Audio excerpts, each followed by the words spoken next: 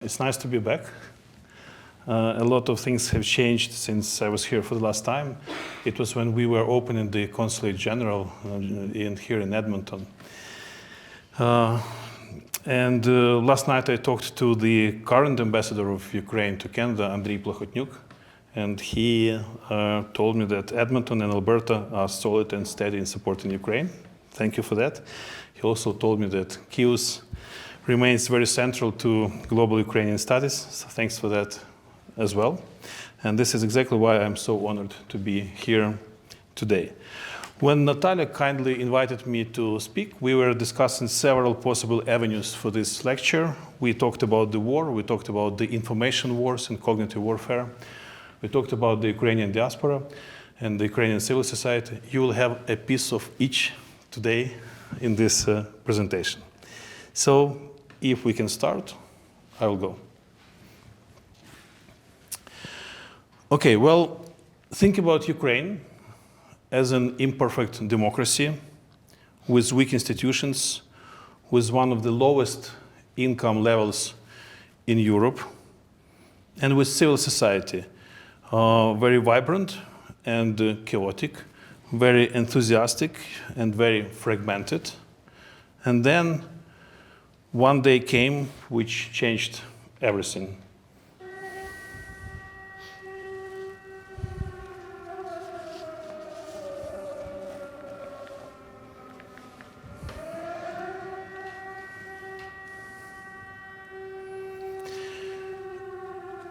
A full-scale Russian invasion changed everyone's life in Ukraine, including those in civil society. Yegor Sobolev was an anti-corruption activist elected as a member of parliament. He sponsored most of the anti-corruption legislation that was passed by the Ukrainian parliament in the last decade. Today, he is a commander of a drone company, so even as we speak, he risks his life to defend his country. We used to know Alexandra Matviichuk as a human rights activist. Since 2022, she has been collecting evidence of war crimes. She advocates for a tribunal for Putin, and the Center for Civil Liberties, the organization that she leads, was awarded the Nobel Peace Prize. When I worked with Serhiy Prytula on television, he was a witty and chic celebrity, showman, and I would hardly imagine him running a huge charity organization that has raised over $350 million to support Ukrainian defense forces. All this money spent on drones, armored vehicles, even a space satellite. This man's call sign is Elvis. He's my little brother who was killed in action in 2022 next to Bakhmut. Zhenya was a platoon commander in the International Legion. Under his command, he had an American, a Canadian, a couple of Swedes, lots of Georgians, not a single casualty on his watch. Zhenya was educated as a historian. He was a founding member of the NGO called Information Society, loved books. This one is by Serhiy Plokhy. It translates into Forgotten Outcasts of the Eastern Front. This picture was taken in the east of Ukraine, so that tells you something about Zhenya's sense of humor. This is one of his very last pictures. So every Ukrainian and every Ukrainian NGO have a story to tell. I have found 7 most impressive ways how the Ukrainian civil society has contributed to our resilience and to our resistance. Well, first of all, I'll start with what we call Shvidkий Tyl, or rapid rear. And this is civilian fast response logistics network to support frontline needs, from weapons and clothing to food and medical supplies. I think it's important to think of this volunteer phenomenon in Ukraine. And again, in Ukraine, we call this movement volunteers. It might be a little bit misleading for an English-speaking ear, but this is the way we call it, and it reflects the whole idea that millions of people have chosen to do something on their behalf to support the Ukrainian armed forces. The average donation from a Ukrainian is about $9. That tells you how much a grassroots movement this is.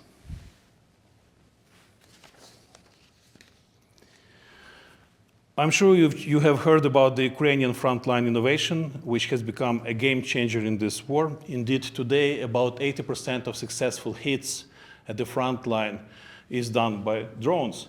So when I served in the Ministry of Defense and our foreign allies asked us about the innovations, I usually would say that there are three major reasons why we had this phenomenon. This is what behind this success.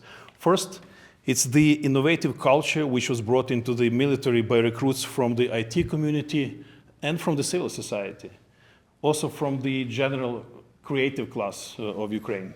Second, it's about massive fundraising efforts which really found those necessary resources for the innovators so they could try, fail, and eventually succeed. Finally, it's decentralization, which means that battle units had a lot of freedom to choose their own way to deliver results. I remember, so on day one of the Russian aggression, General Zaluzhny, when he talked to brigade commanders, he would say just one word. Those who speak Ukrainian would understand. He would say "Yibash," which means just kill them. And that means that you are to find your way how to do that. You will have a freedom, and it's very important for this culture of innovations. So I would say it's not just about the technological breakthrough, it's about the cultural shift, with civil society being very central in this cultural shift. This picture takes me to 2022. This is Media Center Ukraine, launched in the early days of the big war by a group of media professionals and communication professionals, including myself, first in Lviv, then in Kyiv, Kharkiv, and Odessa, and the idea was to help foreign media representatives who came to Ukraine to cover the war. At that time, there were 900 foreign media representatives in Lviv. In the first 6 months of its activity, we had 4,000 foreign media representatives in our database. I remember this filming crew from NHK, which is the Japanese public broadcaster. So they looked around and they said, "Wow, your government is doing this incredible job helping us to cover the war." You can imagine how surprised they were to learn that there was not a single hryvnia coming from the Ukrainian government, and there was nothing from foreign partners at that moment either. It was all done by our private effort, and it tells you something about this massive activity. I was asked to explain what I mean by cognitive warfare. We sometimes hear different vocabulary. We hear hybrid war, information wars. This is my definition. Cognitive warfare is a deliberate manipulation of an adversary's collective will to drive its political and military decision-making. That's the war that Russia wages against us and against the free world. And if you think about this definition, you will understand how much broader that is comparing to hybrid war or just misinformation or disinformation. So this really requires a collective effort from different stakeholders and from different players. And that's why the role of the civil society has been so important here. In Ukraine, there is a very impressive network of NGOs, think tanks, and independent media working together to fight Russian information attacks and actually conduct offensive operations against Russia.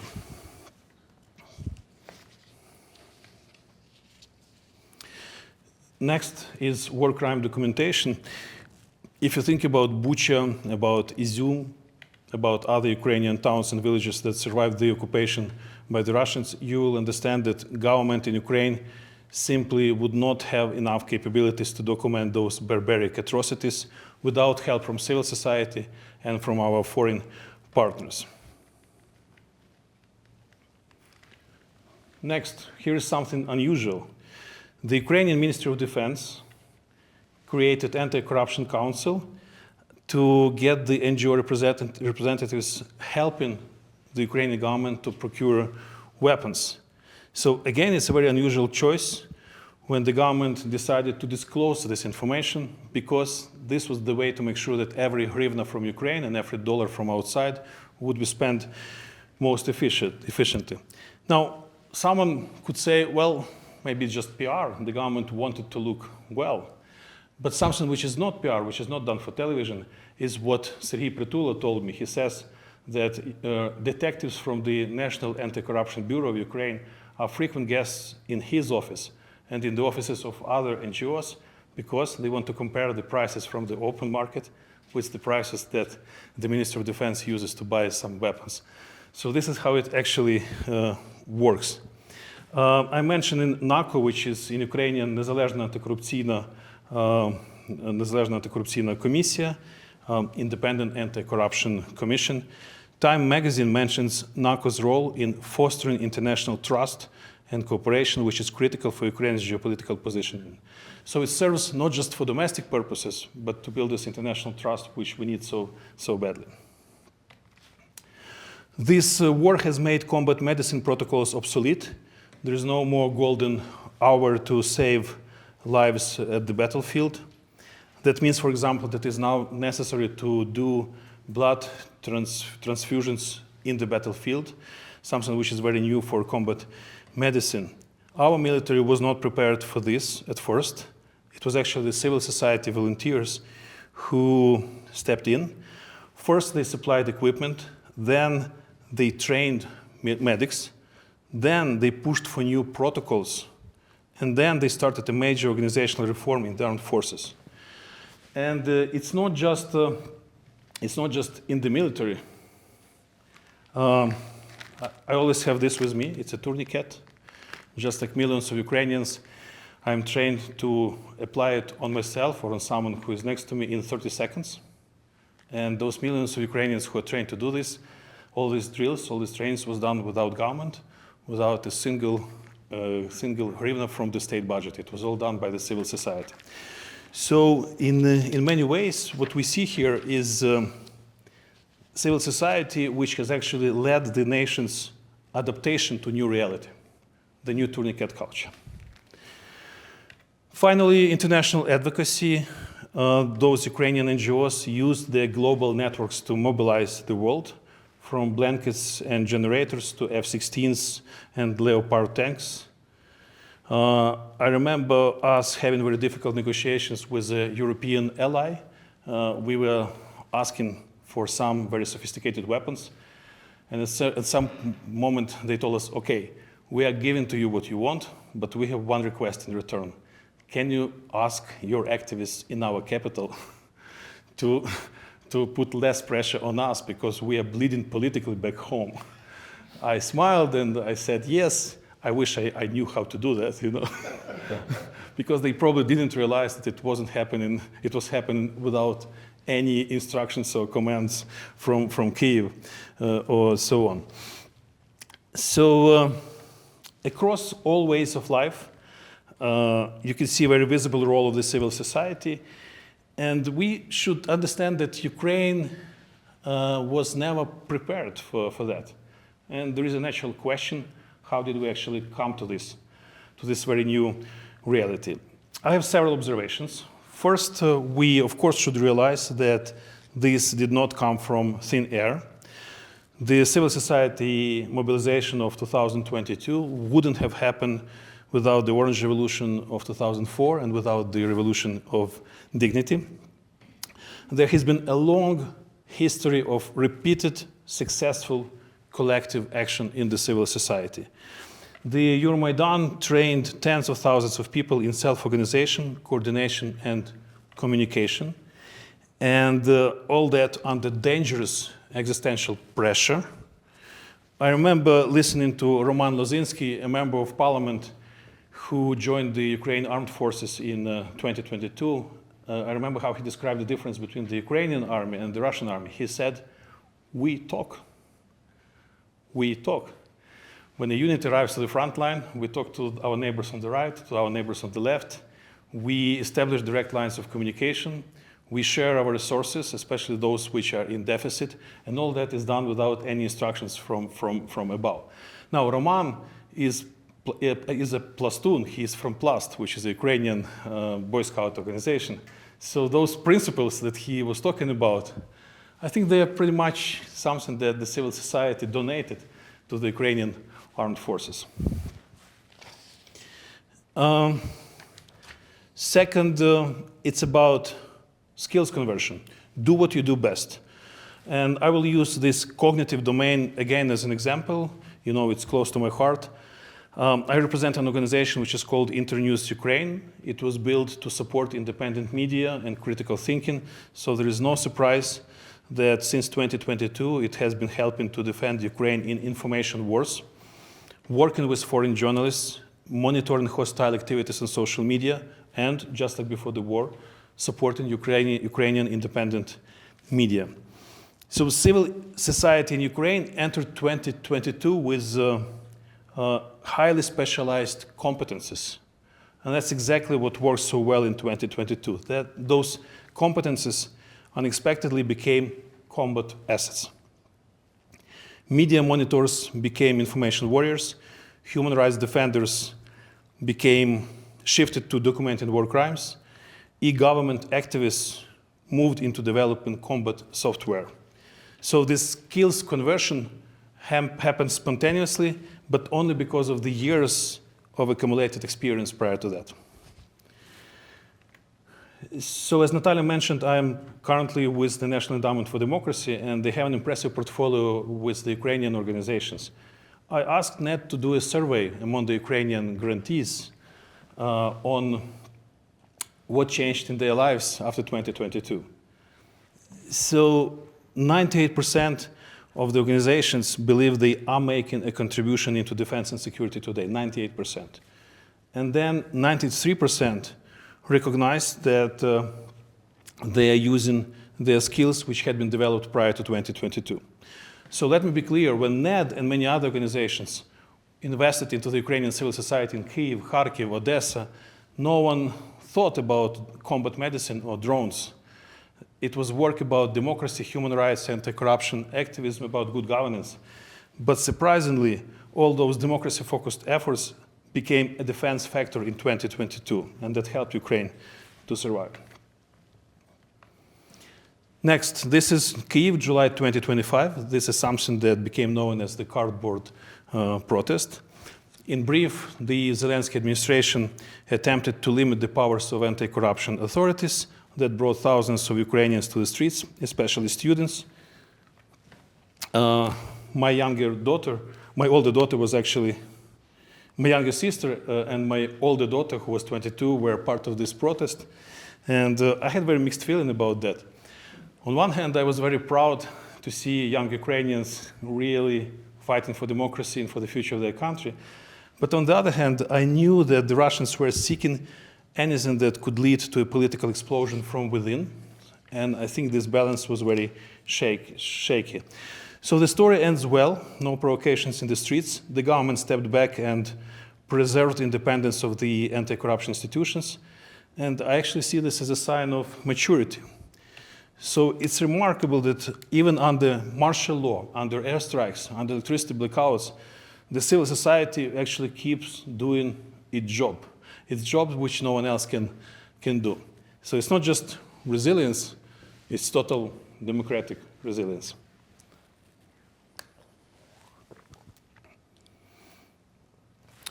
Next, when I shared the idea of this research with Larry Diamond, who is a well-known Stanford professor keen on the civil society, Larry immediately suggested me to look into the Putnam's study on northern Italy and southern Italy. And that's for one simple reason. I understand why. Because Ukraine historically had long been known for very low social trust. What happened in Ukraine starting from 2014 and especially from 2022 was like a shuttle train from southern Italy of Putnam to northern Italy with high level of trust. In 2022, over 90% of Ukrainians trusted in the president and in the government and in the armed forces, which is unbelievably high numbers. Civil society organizations enjoy this very high trust today, well above 80%. Now, I mean, there are no illusions. Ukraine can easily slip back into that low trust, low social trust territory. But for now, what we see here looks as a very solid base for fighting the war and for the national recovery in the future. Next, it's about the global Ukrainian community, something which should be close to your hearts. I think it's important to understand that the war actually changed the Ukrainian civil society from a domestic phenomenon to a global phenomenon, to a global one. The diaspora became not a channel of sympathy, but an active force. I was part of an operation to bring a helicopter from Vancouver, Canada, to Kyiv, Ukraine. And just think about the logistics. You have to disassemble this helicopter, then bring it across many borders, think about all the regulations, then reassemble it together. That will give you the feeling, the understanding of what I felt when we actually delivered this helicopter to GUR, to Головне управління розвідки in downtown Kyiv, and we delivered it to the combat medics that are using this helicopter even today. So it's really remarkable to see the scale of these operations. It's global advocacy, it's global fundraising, it's global procurement, and it's a global logistics operations. And by the way, it works both ways. In January 2026, a terrorist group attacked Berlin's electricity grid. Several areas of the city were left without power. There is no surprise. It was Ukrainian refugees who set up the points of resilience in Berlin with power generators and heaters. I say they brought from Ukraine not just the technical knowledge of the power generators. They brought something much more important. It's the spirit of self-organization. It's the spirit of leadership. Now, to those of you who are still skeptical about all this so far, I'm with you, but only partially. First, the concept of civilian-based resilience is indeed not new.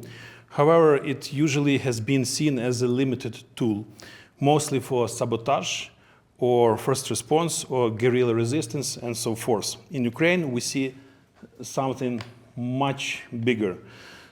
Something much more complicated, bigger in scale, bigger in this interconnectivity, in impact. It is networked cooperation between the government and military and civil society.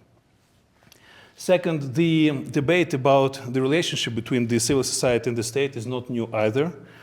The novelty here is that the civil society often leads the state learning process. And I can give you two examples. United 24 is the president's initiative to inform the world about the war and fundraise. And Brave One is world's best innovative platform for MilTech. I would argue that both of them were built with best practices from civil society. They look like non-government initiatives, and they keep the spirit of non-government actions.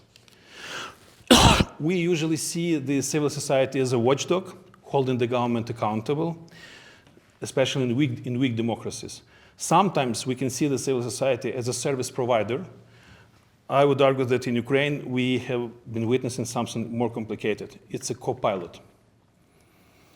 Not just a watchdog, not just a compensator of state weaknesses, but a co-pilot. It's an accelerator of state adaptation to these new circumstances. Think of this again, as I find this as something fundamental. Civil society has led to nations' adaptation to the war and to this new reality.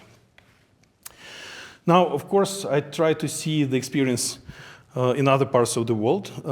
I started with the periphery of usual suspects, Russia, China, and North Korea. I wanted to see how democracies use civil society to make them stronger.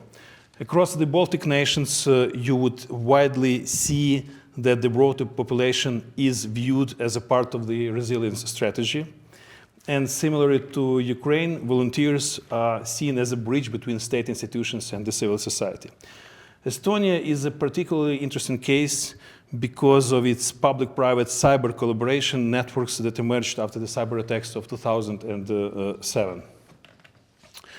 Finland is known for its comprehensive security concept, and this, by the way, could be one of the reasons why Russia chose not to challenge Finland's rapid accession to NATO, because they knew that they would have to fight against the whole society.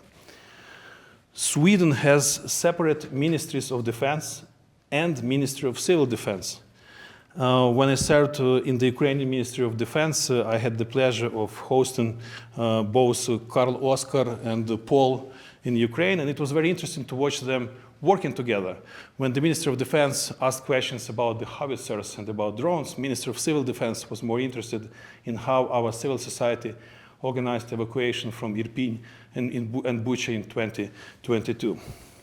Sweden also has something that they call Psychological Defense Agency. It's doing pioneering work in understanding comprehensive war. Let's move across the globe. Taiwan is known for its early response approach using civil society tools. In general, civil society is integrated into a government-led system of information resilience.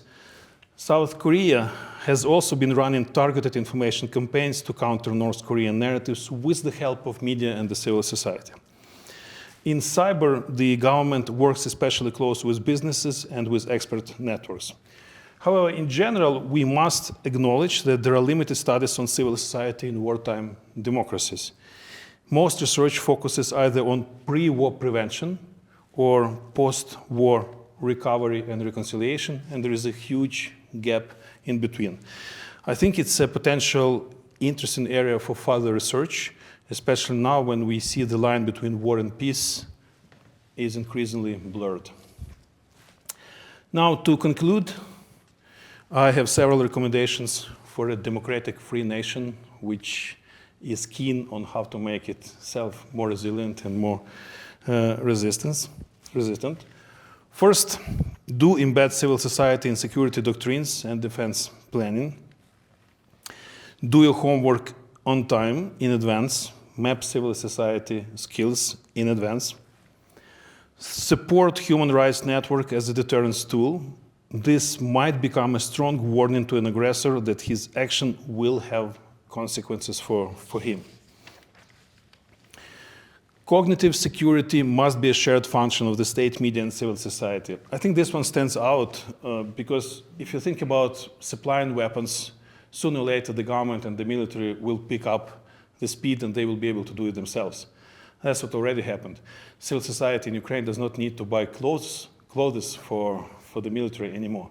But when it comes to cognitive security, cognitive warfare, it must be done as a combined joint action by many different stakeholders. Think of the diaspora as a strategic national asset. Teach citizens security as a civic competence. Everyone should realize that it's about him. Build social trust before a crisis, not when missiles and drones are flying above your head. That might be too late. Not just resilience, democratic resilience. Finally, be prepared for a marathon. Enthusiasm must become a sustainable system if we are serious about resistance and resilience.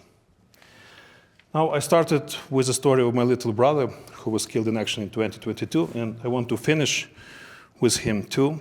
Several months after Zhenya's death, Serhiy Plokhy, who is not alien to this place, reached out to me and asked if he could mention my brother in his new book on the Russo-Ukrainian war. That was 2022. I said, of course. Another several months passed and he asked if he could use Zhenya's photo for his French version of the book. And the family said, yes, of course. And another several months later, this book was published with Elvis on the cover.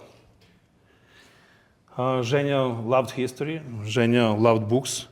He liked Serhiy Plokhy a lot.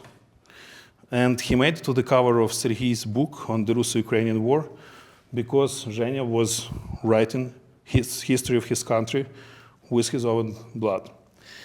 I feel I know what Zhenya would say if he was here with us. He would say, there is time to build, and there is time to fight. And it's not always up to us to choose what to do. Sometimes you just have to fight.